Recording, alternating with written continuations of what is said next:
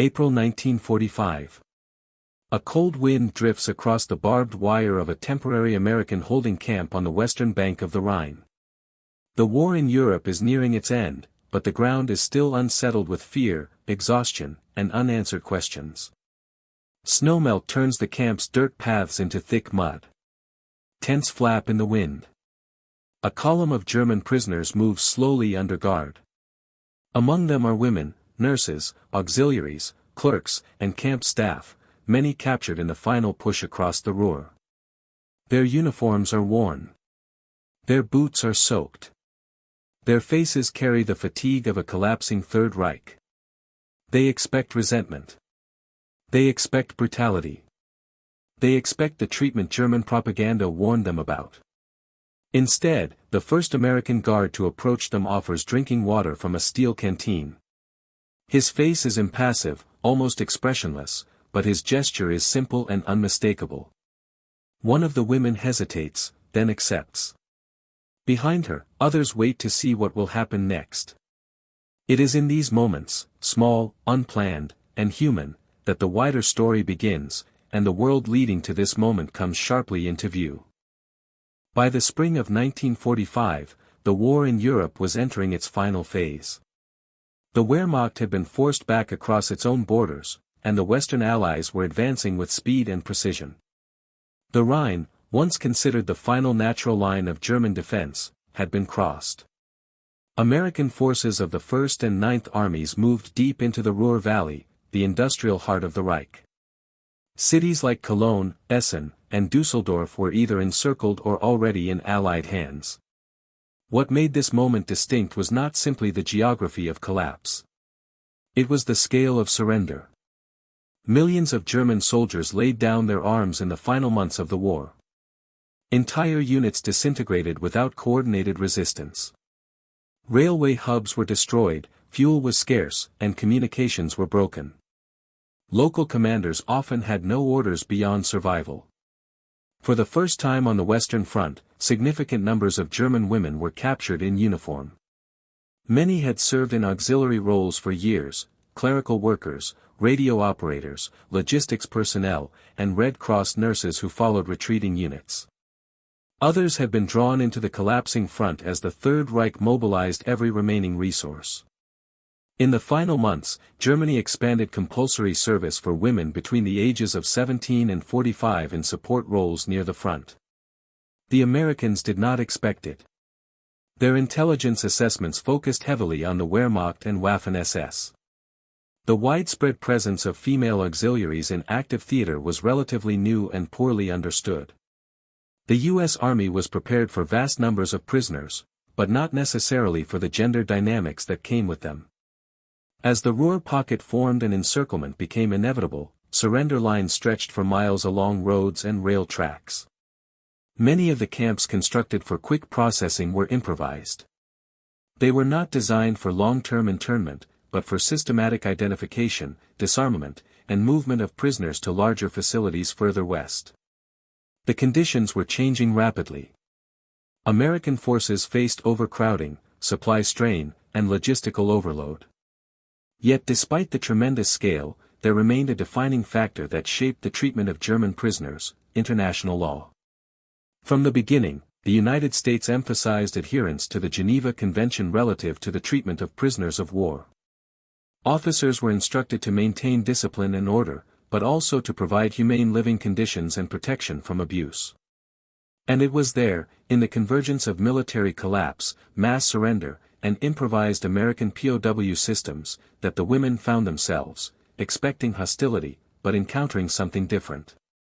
The American Army had a methodical system for processing prisoners. Identification came first. Rank, unit affiliation, and role were recorded. Those suspected of belonging to SS units, military police, or National Socialist leadership organizations were separated for further interrogation. But in most cases, women taken as POWs fell into auxiliary categories: clerical staff, medical teams, postal units, and Luftwaffe support personnel. This shaped their treatment from the moment of capture. The U.S. military command made a clear distinction: those who had participated in combat or command operations were processed differently from those who had not. Women typically fell into the second category, not because they were spared responsibility, but because the organizational realities of German force structure placed them outside the direct chain of battle command. Camp organization reflected U.S. Army doctrine. Temporary enclosures were established near the front, while larger and more systematic holding camps were positioned further from combat zones. The goal was efficiency. Food, water, sanitation, and medical evaluation were standardized procedures. American officers were acutely aware that these facilities would be scrutinized by international observers and humanitarian agencies. The presence of women POWs also intersected with broader cultural and social expectations. Many American soldiers had spent years fighting in Europe and the Pacific, undergoing intense propaganda that framed the German enemy as ideologically rigid, militaristic, and ruthless. Yet the women standing before them were often young, exhausted, and visibly shaken by the sudden collapse of their homeland's defenses. For the prisoners, propaganda flowed both ways. Years of official messaging had painted the Allies, especially the Americans, as morally depraved, vengeful, and dangerous. Stories circulated about mistreatment and brutality. These fears traveled with the auxiliaries who followed retreating German units into captivity. But the reality was more complex. The American officer corps was aware of international scrutiny. The Army JAG Corps issued repeated instructions emphasizing compliance with the Geneva Convention. Red Cross representatives inspected certain facilities.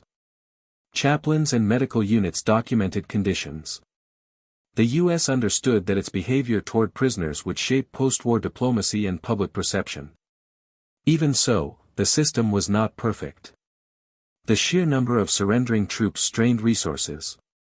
Improvised camps lacked adequate shelter. Rations were stretched. Yet despite shortages and logistical pressure, women POWs repeatedly described the same defining impression: professional military conduct by U.S. guards. And it was within this careful balance, law, order, necessity, and humanity, that the unexpected interactions emerged, opening the door to deeper angles of this story. The circumstances of their capture were clear. What remained was how the two sides would see each other next, and how the women interpreted their American guards. For the German women, captivity began with uncertainty. Many had marched for days beside retreating formations, hearing distant artillery and seeing the remnants of destroyed vehicles along the roads. When they were captured, the first moments were often marked by silence. Weapons were removed. Orders were issued in short, direct English. Guards watched every movement. Yet the atmosphere quickly shifted from fear to observation. What stood out in many documented accounts was the professionalism of the American guards. They were cautious, but they did not treat these women as trophies or spoils of war. U.S. regulations were strict, physical contact and verbal harassment were prohibited. Guards were instructed to maintain discipline without humiliation. The women noticed simple gestures: an offer of water, a blanket, a cigarette. American soldiers sometimes shared rations, especially when the prisoners arrived cold and hungry. These moments did not erase the war, but they challenged the stories German propaganda had told. The Americans were no longer faceless threats. They were young men, often tired and homesick themselves, shaped by years of combat and loss. The human dimension ran both ways. The guards, many of whom had just crossed devastated towns and liberated forced labor sites, were surprised by the sight of women in German uniforms. They had expected hardened male soldiers. Instead, they encountered auxiliaries, some barely trained for military life. There was discomfort, but also an unspoken recognition of shared hardship. Both sides had lived through total war. Both sides carried invisible losses. The camps became a place where these perceptions shifted gradually and sometimes unexpectedly. Not through speeches or negotiation, but through small acts of restraint, discipline, and the simple reality of proximity. These moments, quiet, tense, and human, formed the first layer of an evolving relationship between captor and captive. The decision to hold, process, and redistribute women POWs was not improvised. It reflected tactical and operational priorities. German women served primarily in administrative and logistical roles, communications, medical services, clerical work, and transportation. Even in the final months of the war, they were integral to military operations and command organization. To the U.S. Army, they represented valuable intelligence resources. Their capture meant access to information about supply routes, unit structures, air defense coordination, and troop movements. Interrogation teams were trained to identify those with specialized skills or access. A secondary tactical dimension emerged almost immediately: labor utilization. Across Europe, the Allies used POW labor under the Geneva Convention restrictions. In many cases, German women were assigned to non-combat, non-dangerous labor, food handling, cleaning, agricultural support, or hospital services. The logic was simple: returning able-bodied soldiers to combat while maintaining camp operations efficiently. Security considerations were constant. Women were not held separately merely because of gender, they were separated because mixed camps could lead to organizational breakdown, disciplinary issues, and resource inefficiency. The U.S. command understood the risks. Even auxiliary personnel could belong to ideological units such as the SS Helferinnen or Luftwaffe auxiliaries. Screening was constant. Thus, the tactical handling of women POWs was not lenient or improvised. It was structured, driven by intelligence value, labor needs, and security protocols. And yet, beneath these procedures, human interaction still shaped the experience. The American Army's logistical framework was enormous. Every POW camp required construction material, transport routes, guard rotation, ration distribution, and medical facilities. Trucks moved prisoners from frontline collection points to temporary holding sites. Rail networks transported larger groups further west. Communications were standardized, coded reports, typed manifests, and inventory lists maintained strict accountability. Technology was basic by today's standards, but efficient. Field radios coordinated transport. Patrol schedules relied on timed movements. Medical personnel assessed prisoners for illness to prevent outbreaks that could cripple camp operations. Sanitization and water supply were constant priorities. International oversight added another layer. Red Cross representatives visited certain camps, reporting conditions to higher authorities. Documentation protected the U.S. Army's global reputation and reduced the risk of reciprocal mistreatment of Allied POWs elsewhere. American commanders faced a moral and strategic dilemma: treat prisoners harshly and risk future retribution, or uphold international law and demonstrate a higher standard of military conduct. The U.S. chose the latter. Commanding officers issued repeated orders reinforcing discipline, professionalism, and compliance with the Geneva Convention. German leadership viewed these events through a different lens. Propaganda had insisted the Allies would brutalize German women. But when that expectation failed, it challenged ideological narratives. It exposed contradictions in Nazi messaging. It also forced the prisoners to reconsider the nature of their enemy. On both sides, moral and strategic considerations aligned. Humanity became an instrument of stability. Order was maintained not by fear, but by procedure. And in this environment of collapsing military structures and shifting perceptions, the story moved toward a defining moment, an unexpected turning point in the interaction between women POWs and their American guards. The next section brings us to that decisive moment, where the events of captivity moved from background and process to a specific incident that reshaped expectations on both sides. The moment that changed expectations did not happen in a single dramatic gesture, but through a sequence of events that became widely remembered among captured auxiliaries in the final phase of the war. By late April 1945, elements of the U.S. 95th Infantry Division and the 9th Army had secured sections of the Ruhr Pocket.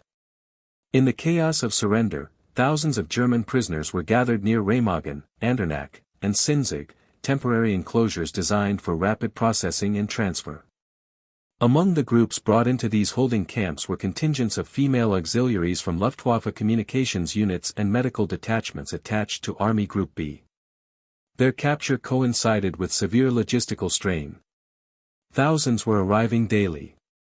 Food and medical supplies were stretched thin. The scene was fragile, one misunderstanding or misstep could have turned into disorder. Yet a defining moment began when a group of prisoners, exhausted from marching and carrying wounded, collapsed near the perimeter of an American enclosure. Several of the women, still wearing Red Cross armbands and medic insignia, moved instinctively toward their injured compatriots. The guards hesitated. Orders were clear: no prisoner was to cross the marked boundary without permission. An American officer, identified in post-war testimonies simply as a captain from a medical company attached to the 95th, intervened. Rather than separate the women by force, he authorized them to assist with treatment under supervision. This decision carried weight. Allowing prisoners access to injured personnel meant breaking the rigid separation that defined POW control. But it also signaled something else: discipline without cruelty. A practical solution became a symbolic one. American medics provided supplies, German medics provided labor and skill. Canteens were shared. Bandages were exchanged. Accounts from German POWs later described astonishment at the fairness and restraint of the guards. One nurse recalled in a post-war interview how she expected taunts or humiliation, but instead heard only short, firm instructions delivered without hostility. The second moment followed quickly. A heated argument broke out among prisoners, some insisting that cooperation was a trap or humiliation, others pointing out that survival now depended on following the rules of captivity. The guards faced a critical decision. Breaking up a dispute among thousands of prisoners, in a camp under strain, could have turned violent. Instead, the senior American non-commissioned officer in charge ordered a direct but measured response: no shouting, no violence, simply a show of organized authority. The guards stepped forward in formation. The dispute ended without escalation. The prisoners saw something they had not expected: control maintained without cruelty or humiliation. For many of the women, this became the turning point. It was no longer propaganda or rumor. It was lived reality. Their captors did not behave like the enemy they had been taught to fear. This was order, not revenge. Regulation, not anger. In the days that followed, the story spread from enclosure to enclosure. Fear was replaced, not by comfort, but by an emerging clarity. The incident quickly widened into a larger transformation inside the holding camps. What began as a medical improvisation evolved into a documented procedure. American officers filed reports noting that mixed auxiliary groups cooperated efficiently when given clear instructions and supervised aid duties. This was not leniency, it was calculated stability. Testimonies from both sides align on this point. German women recalled the moment when guards distributed rations without discrimination. They were given the same field food that American soldiers ate. Those visibly sick or malnourished were escorted to medical tents. This was not an act of generosity. Military records emphasized preventing disease, maintaining discipline, and keeping order. But the effect was undeniable. The decisive turning point came when prisoners were moved to more permanent holding camps further west. Transport columns moved in timed intervals. At one transfer point near Sinzig, the escorting officer halted the march when one woman collapsed from exhaustion. He did not leave her behind. Instead, 2 Americans lifted her onto a truck transporting wounded prisoners. The gesture was witnessed by hundreds. It became the moment that shattered the last fragments of fear-driven expectation. The transport logs from these movements recorded the scene without emotion: prisoners evacuated to a secondary holding area. No incidents. But the prisoners remembered the moment differently. Many spoke after the War of the Shock, guards stopping to carry a wounded German woman rather than forcing her onward. Discipline remained strict. There was no familiarity, no casual conversation. But there was an unmistakable adherence to military conduct. The American officers also understood the stakes. The war in Europe was ending. Treatment of prisoners was not just a question of international law, but of post-war reconstruction and the American military reputation. Intelligence reports from the period noted specifically that morale among captured auxiliaries was stable, and that there were no significant attempts at disruption or escape. The immediate consequence was the most striking of all: fear gave way to cooperation. The women followed orders more readily. The guards faced fewer disputes. The camp stabilized under routine procedures. Nothing about the circumstances was easy, but the atmosphere changed. And this shift, not a dramatic battle, not a political speech, but the quiet recalibration of expectations, marked the true turning point in this story. For the prisoners, it became a moment of reassessment. For the Americans, it was evidence that structure and restraint were more powerful than intimidation. It was here, in this unexpected calm at the height of military collapse, that the longer consequences began to take shape, setting the stage for what followed. When the small conflict at the processing station ended, its consequences rippled much further than anyone expected. None of the participants could have known that what took place would shape the conduct of Allied POW handling for the remainder of the war. In the immediate aftermath, the German woman was isolated from the larger group of prisoners and transferred to a temporary holding tent. British field reports from similar incidents reveal a consistent pattern: female POWs, especially those in mixed-gender capture, were moved rapidly to segregated facilities. The primary reason was not punishment. It was controlled. The British command assessed that emotional escalation, humiliation, and morale breakdown were highest when civilian-style confrontations erupted among prisoners and guards. The woman's transfer reflected a doctrine that had already begun to evolve, one that treated women POWs as a separate administrative category. The sergeant involved underwent procedural questioning that mirrored the standard approach of the British Army. Every serious dispute, whether it involved a prisoner or another soldier, was recorded, logged, and, if necessary, passed up the chain of command. While there is no evidence that such incidents always resulted in court-martial proceedings, disciplinary reviews were common. In many cases, officers emphasized de-escalation over punishment. The greater fear was the appearance of misconduct, disorder, or breach of the Geneva Convention at a time when Allied forces were under international scrutiny. Fellow prisoners, eyewitnesses, and guards gave written statements to the officer in charge. The testimonies reflected the tension of the moment: shouting, confusion, and rapid movement. Even minor clashes between German POWs and British guards had already been documented in dozens of units across Britain and Northwest Europe. What happened here fit into a recognizable pattern. Civilian responses also emerged. Workers, drivers, and local residents who saw the POWs being marched or processed became unexpected witnesses. The British public had been exposed to stories of POWs who resisted or insulted their captors, but an altercation involving a woman was something different. Newspapers sometimes seized on similar stories, reframing them with patriotic narrative: the disciplined British soldier versus the defiant enemy. The treatment of captured women in particular created strong reactions, both sympathy and condemnation. Within days, the command quietly adjusted its procedures. Guard units received brief reminders of regulations and the importance of restraint. The lesson was clear: even a small breach could escalate into a diplomatic or administrative problem.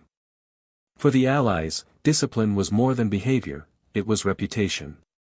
As weeks passed, the consequences shifted from immediate discipline to broader institutional change. This incident was not isolated. It became part of an accumulating record, one of many that forced Allied commands to rethink how they dealt with German POWs, especially female ones, during the rapid territorial advances of 1944–45. Military legal offices grew increasingly cautious.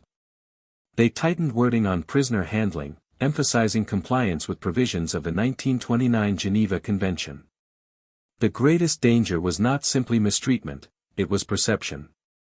Allied policymakers feared that any abuse could become propaganda ammunition for the German High Command or later for the Soviets and Americans when POW exchange negotiations were underway. The sergeant and several guards were reassigned in the following months. Transfers were common in cases where tension with prisoners escalated. Rather than formal punishment, the British Army often utilized administrative movement, new units, new duties, new fronts. It served two purposes: preventing recurrence and removing personnel from the environment where the incident originated. The woman's own fate followed the typical trajectory of captured German personnel at the time. She was transported from temporary holding to a larger POW camp deeper behind Allied lines. Once there, she disappeared into a system that processed hundreds of thousands of prisoners: interrogation, registration, reassignment. Many women were eventually shipped to Britain for labor and internment. Their lives became defined by bureaucratic structure rather than battlefield defiance. Public opinion evolved alongside policy.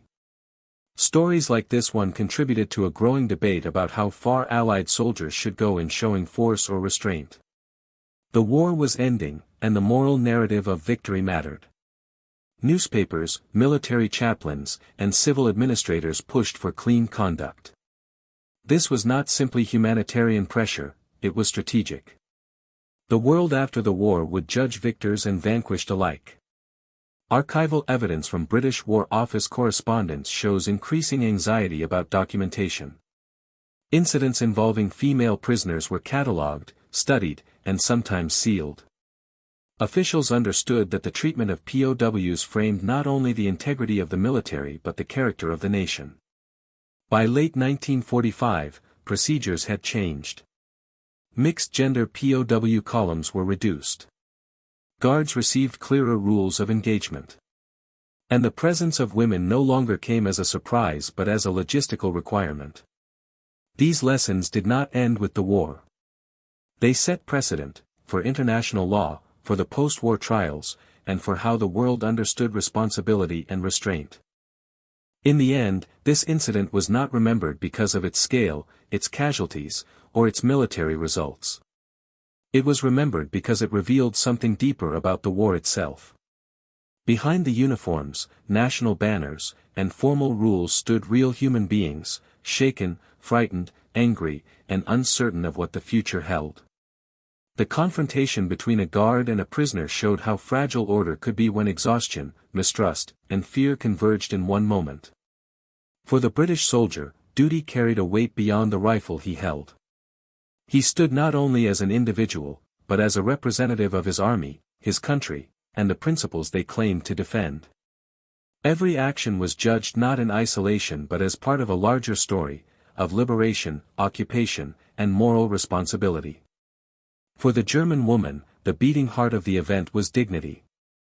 Even in captivity, she was more than an enemy soldier, she was someone who refused to be reduced to the role assigned to her by war. Her defiance forced the hand of military procedure, exposing the uncomfortable intersection of gender and power in wartime. POWs were supposed to be contained, controlled, and processed. But war has always been about individuals pushing against the structures built to contain them. History does not remember these episodes to assign blame. It remembers them because they show us the limits of command, the reach of law, and the enduring human desire to be treated with fairness, even in war.